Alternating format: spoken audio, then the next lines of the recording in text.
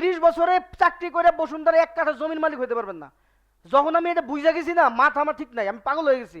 আরে 30 বছর পরিশ্রম করব, বসুন্ধরা 1 কাঠা জমির দাম 1,20,00,000। 1 কাঠা জমি কেনার সামর্থ্য আমার নাই, গোড়ার ডিম আমি কি করতেছি? বুঝতে পারছেন? তো এইখানে আপনি ওইটা পারবেন, 30 বছরেটা 3 বছরে পারবেন, এটা পসিবল।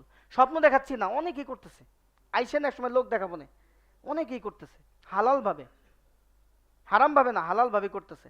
সো আমাদের রিয়েলাইজেশন করতে হবে। হ্যাঁ, আর একটা বিষয় হলো কি, এই সেক্টরে কাজ করলে আপনার এমনি অ্যাসেট হয়ে যাবে। কসাই দেখছেন, কসাই গরু কাটে, বুঝেন নাই? ও না চাইলে ওর বাসায় গরু গোস্ত যায়, কারণ কিছু বাইসেই থাকে। নাকি ভুল বলছি? যে যে যেটা করে, তো রিয়েল এস্টেট করলে না, ওই কোনো একভাবে না একভাবে আপনার 5-10 কাঠা জমি হয়ে যায়, একটা ফ্ল্যাট হয়ে যায়। অনেক সময় বেচতে পারে না, অনেক সময় দাম কম, রাইখে দেই, পরে দেখবো না বেচবো, একটা কি হয়ে যায়,